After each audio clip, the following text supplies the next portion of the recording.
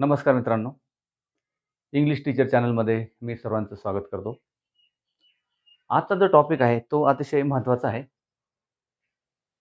तो टॉपिक आहे एजंटलेस पॅसिव्ह. आता पॅसिव्ह व्हॉईस करणं किंवा पॅसिव्ह लँग्वेज वापरणं हे अतिशय महत्त्वाचं आहे. इंग्लिश स्पीकिंगमध्ये किंवा हायर लेव्हलला जेव्हा आपण बोलतो किंवा सुप्रीम कोर्टाचं जजमेंट असेल किंवा कोर्टाची भाषा असेल, त्याच्यात पॅसिव्ह कंट्रक्शन असतात. नंतर तुम्ही इंग्लिश न्यूजपेपर वाचत असाल, तर त्याच्यामध्ये पॅसिव्ह कंट्रक्शन असतात, की ज्या ठिकाणी एजंटच नाही आहे. Judgement will be given, decision will be taken, अशा प्रकारच्या रचना असतात. तर एजंट हा प्रत्येक वेळेस असेलच असं नाही. एजंट नसलेले वाक्य असतात आणि ते पॅसिव्ह कंट्रक्शनमध्ये असतात. आणि इंग्लिश बोलण्यामध्ये पॅसिव्ह व्हॉईसचा फार मोठा रोल आहे. मी तर म्हणतो पॅसिव्ह व्हॉईसमध्ये वाक्यांचा वापर करणे म्हणजे ही वरच्या लेव्हलची, सेकंड लेव्हलची इंग्लिश झाली. फर्स्ट लेव्हलमध्ये आपण साधी इंग्लिश बोलतो करता पुढे घेऊन. पण तो जेव्हा बोलणारा अधिक मॅच्युअर होतो, तेव्हा तो सेकंड लेव्हलची लँग्वेज वापरतो आणि that is passive construction. Passive construction वापरणं हे काही साध्या व्यक्तीचं काम नाही. पॅसिव्ह कंट्रक्शन वापरण्यासाठी त्याला खूप स्तरावर विचार करावा लागतो आणि फक्त विचार करून चालत नाही. तर त्या प्रकारचं स्ट्रक्चर त्याच्या तोंडून ते येणं, म्हणजे टू बीचं रूप घेणं, त्यानंतर past participle of the verb घेणं, या गोष्टी तिथे लागतात. आणि क्षणार्धात ती क्रिया केली गेली असा त्याचा अर्थ होतो. A big sound was heard, म्हणजे मोठा आवाज ऐकण्यात आला. Not a rupee was spent, एकही रुपया खर्च करण्यात आला नाही. अशा प्रकारचे एजंट नसलेले स्ट्रक्चर आपण वापरतो. आणि विद्यार्थ्यांनी फक्त मार्कासाठी चेंज द व्हॉईस करू नका, तर तो भाषेचा विस्तार म्हणून तुम्ही चेंज द व्हॉईस शिका. भाषा बोलण्यासाठी वरच्या स्तरावर मॅच्युरिटी आल्यानंतर पॅसिव्ह कंट्रक्शनमध्ये तुम्हाला खूप लिखाण करावं लागेल, खूप बोलावं लागेल. आणि विविध प्रकारच्या कुठल्याही परीक्षा असो, त्याच्यामध्ये पॅसिव्ह व्हॉईसवरचे इतके प्रकार विचारले जातात, की विद्यार्थी त्या ठिकाणी फसतो. कारण त्याला फक्त ॲक्टिव्ह टू पॅसिव्ह एवढाच तो प्रयोग शिकलेला असतो किंवा पॅसिव्ह टू ॲक्टिव्ह शिकलेला असतो. काही ठिकाणी तर एजंट नसतो. तर चला मग आज आपण शिकूया, की एजंटलेस पॅसिव्ह व्हॉईस कसा असतो, याबद्दल आपण चर्चा करूया, काही उदाहरणं घेऊया. चला तर मग सुरुवात करूया. एजंटलेस passive, let us begin.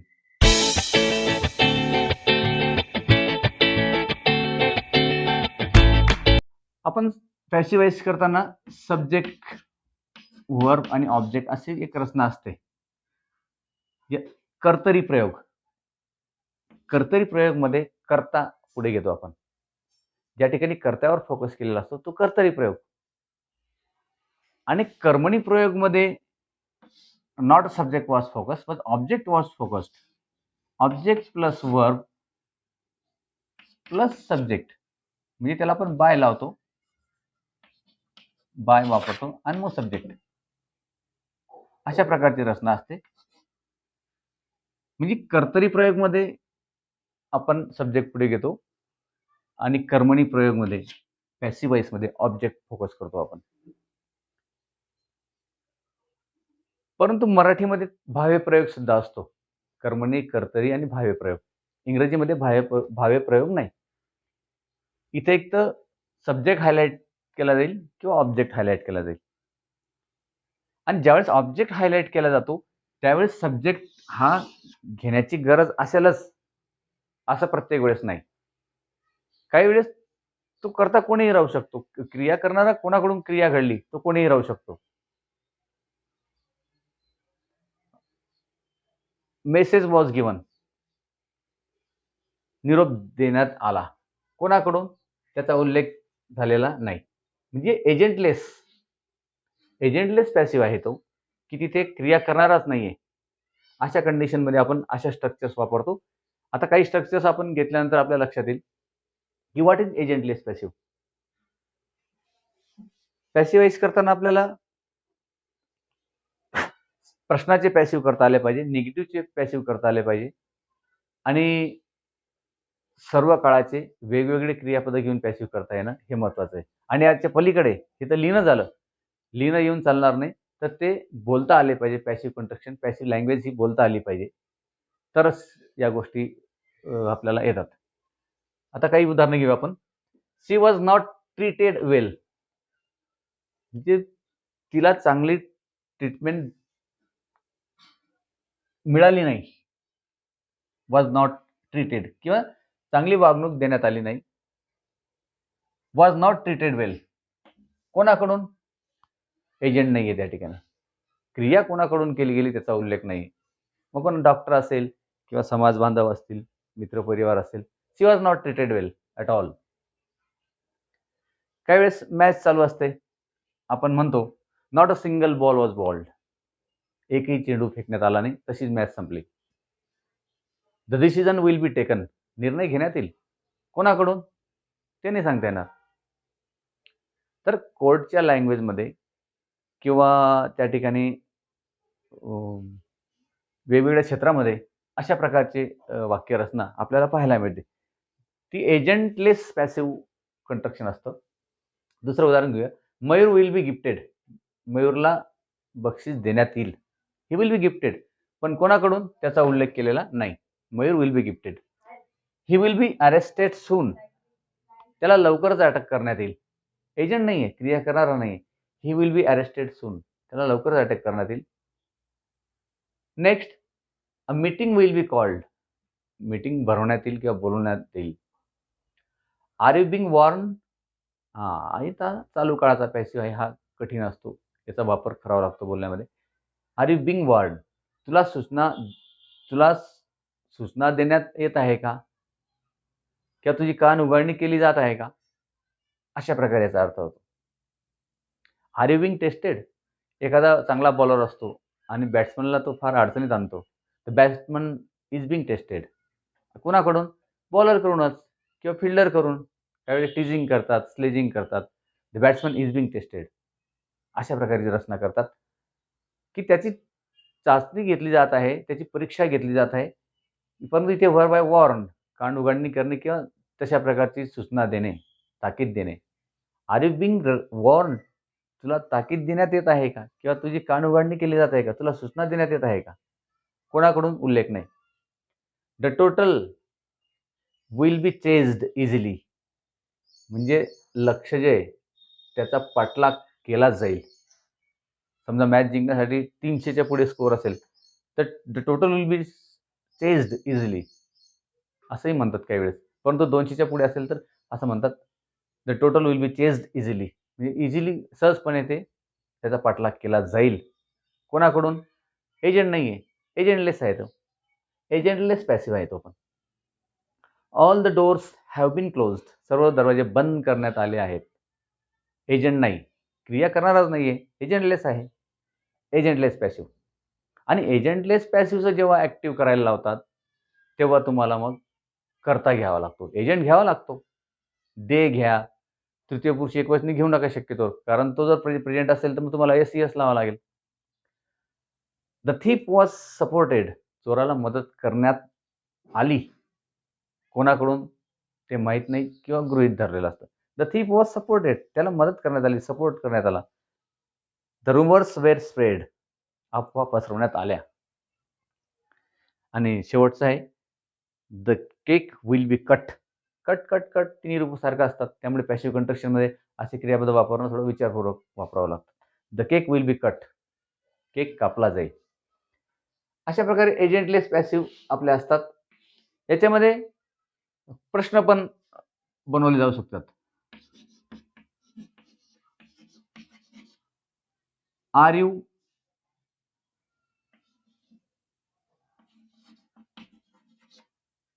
Bing called, तुला बोलवण्यात येत आहे का. नंतर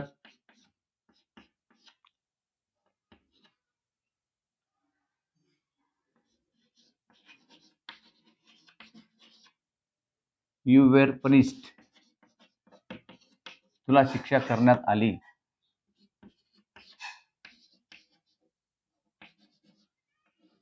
someone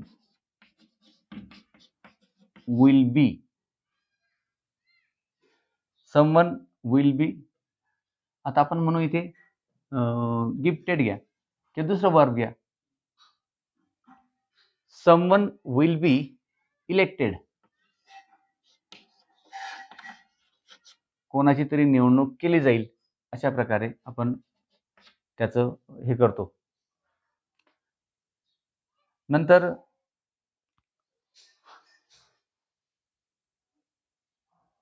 he will be neglected. He was neglected, she was neglected अशा प्रकारची रचना असते. नंतर दे विल बी कॉल्ड, त्यांना बोलवण्यात येईल. ही इज इन्व्हायटेड, त्याला आमंत्रण देण्यात येतं. किंवा he will have been invited, भविष्यकाळाची रचना आहे. He had been invited. All the topics were repeated. All the topics were repeated. सर्व ते टॉपिक रिपीट करण्यात आले. अशा प्रकारचे स्ट्रक्चर्स एजंटलेस पॅसिव्ह मध्ये आपण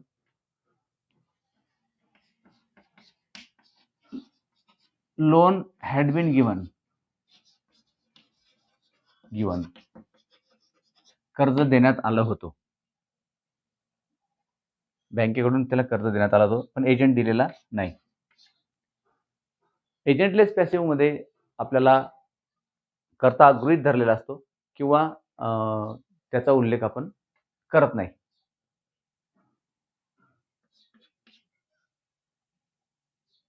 I am inspired.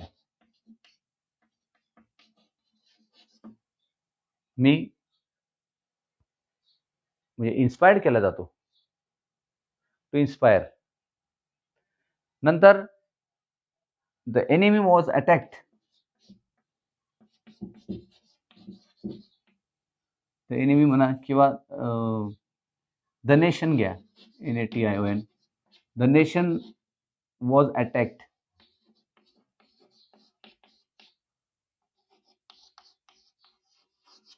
The nation was attacked अशा प्रकारची रचना आपण घेतो. तर एजंटलेस पॅसिव्ह मध्ये अनेक प्रकारचे उदाहरणं घ्या आणि पॅसिव्ह टू ऍक्टिव्ह करण्याचा प्रयत्न करा. एक दोन करून बघू आपण. आता एजंटलेस पॅसिव्ह जर आला तर त्याचा चेंज द बाईज करताना मुलं फसतात. ते पॅसिव्हचा पुन्हा पॅसिव्ह करतात, कारण त्यांना असं वाटतं की हा ऍक्टिव्ह आहे का पॅसिव्ह आहे. इथं बाय काय आलेला नाही. बऱ्याच मंडळीची समज अशी असते की बाय आला म्हणजेच पॅसिव्ह आहे, परंतु इथे बाय नसतो, क्रिया करणारच नाहीये.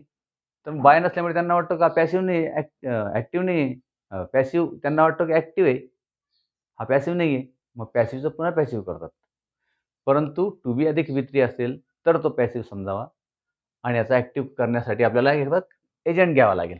आता सी वॉज नॉट ट्रीटेड वेल, तिला चांगली ट्रीटमेंट देण्यात आली नाही. कोणाकडून? बाय समवन घ्या किंवा बाय डॉक्टर्स घ्या. डॉक्टर घेतलं तर मग वर्तमान काळात तुम्हाला ACS लावावं लागेल. मग आता डॉक्टर घेऊ आपण इथे, डॉक्टर्स घेऊ. सी वॉज नॉट ट्रीटेड म्हणजे काय? Doctor did not treated her well, हा त्याचा ऍक्टिव्ह वॉइस होईल. Doctors did not treated her well. Agent आपण डॉक्टर घेतला किंवा दे पण घेऊ शकतो. They did not treated her well असं पण होईल. आता मयूर विल बी गिफ्टेड, मग समवन घ्या करता तृतीय पुरुषी, भविष्यकाळात काय अडचण येत नाही. Someone will gift Mayur. Someone will gift Mayur. आता काही नॉट, मग बी कुठे गेला? तर भविष्यकाळ आहे, त्याच्यामध्ये बी अधिक वित्री आपण घेतो. अशा प्रकारे someone will gift Mayur. He will be arrested soon, मग बाय पोलीस करून घ्या. मग police will arrest him soon असायचा ऍक्टिव्ह होईल. A meeting will be called by headmaster म्हणू आपण. मग headmaster will call a meeting असा त्याचा ऍक्टिव्ह होईल. तर अशा प्रकारे प्रॅक्टिस करा, अनेक उदाहरणं घ्या आणि एजंटलेस पॅसिव्ह हा मुद्दा टायटल लक्षात ठेवा. आणि ॲक्टिव्ह टू पॅसिव्ह करा, पॅसिव्ह टू ॲक्टिव्ह करा आणि ते बोलण्यामध्ये आणा. म्हणजे त्याचा उपयोग होईल. आणि पॅसिव्ह व्हॉईस हे एवढं मोठं क्षेत्र आहे, की त्याला रोज जरी 5-10 मिनिटं दिले तरी काही हरकत नाही. आणि अनेक उदाहरणं जर त्याचे वाचले, वर्तमानपत्र वाचा, कोर्टाचं मॅटर वाचा, नंतर काही मेडिकलची पुस्तकं वाचा. त्याच्यामध्ये पॅसिव्ह व्हॉईस खूप मोठ्या प्रमाणावर वापरलेला असतो. कॉमेंट्री ऐका रेडिओवर किंवा टीव्हीवर. The ball is being fielded on the boundary line. Boundary लाईनवर बॉल अडवण्यात येत आहे. चालू काळाचा पॅसिव्ह आहे. हा काही पुस्तकातून किंवा सूत्र मांडून आपण शिकणार नाही. तो ॲक्शन बघून, ॲक्शन आणि वर्डिंग यांचं कॉम्बिनेशन आहे, तो आपण शिकतो. तो सूत्र मांडून शिकणार नाही, की सब्जेक्ट अधिक व्हर्ब अधिक ऑब्जेक्ट, नंतर ऑब्जेक्ट अधिक टू बी अधिक व्ही3 अधिक मग बाय अधिक सब्जेक्ट, असं नाही चालणार. स्ट्रक्चर फक्त हे लक्षात ठेवण्यासारखं असतं सुरुवातीला. नंतर त्याला लँग्वेज ही ॲक्शनने शिकावी लागते, प्रॅक्टिसने शिकावी लागते. तर ठीक आहे मित्रांनो, आजच्या टॉपिकमध्ये एवढाच भाग आहे. बाकीचा महत्त्वाचा भाग पुढील लेक्चरमध्ये बघू. Till then, good bye. Have a nice day.